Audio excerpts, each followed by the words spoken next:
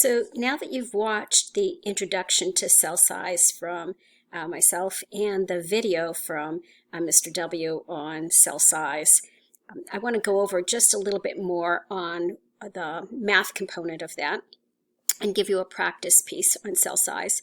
Again, remembering that what the AP College Board feels is so important about that is to understand that more or less all of the basis of cell functioning has to do with once the cell goes to a certain size, it has to divide.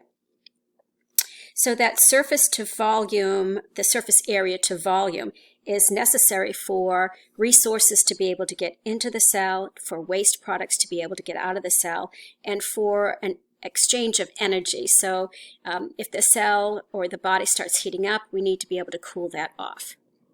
So the volume of a sphere, you would have learned that in math class, probably starting back in middle school, and that is 4 over 3 and pi. Remember that pi is 3.14, it's a given, and the radius cubed. And the surface area, and I gave a quiz last year 2 years ago to the AP students, and it talked about SA, and students afterwards complained that they didn't know what SA was. So instead of writing out surface area, I am already starting to put down SA so that you'll still keep recognizing that.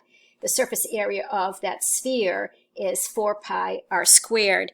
And we talk about the spheres because that's what's most often going to show up on your work as far as cells and animal cells. That you could get a cube and then you would just go back to your math formulas for the surface area of a cube and the volume of a cube. And remember that we're looking at a ratio of this. And so why we look at this, I'm going to give you an assignment. It's out of the textbook on page 99, I believe, of your book, where they're asking you to take a look at 2 yeast cells, one quite small and one quite large, and to calculate out what that ratio is. So remember that small cells have a high surface area and high volume ratio, and as the cells grow, the volume increases and that surface area is going to decrease. And as that surface area decreases, the demand for resources is going to get greater. The cell is going to be needing more and more to sustain itself. And so your complex organelles and complex cellular structures, for example, mitochondria, which are quite complex.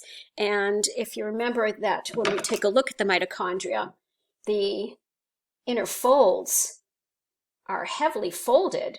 Remember, we've talked about in the organelle section of the review 1D, I believe, this has the inner folds of the mitochondria are all heavily folded so that it increases that surface area for the mitochondria.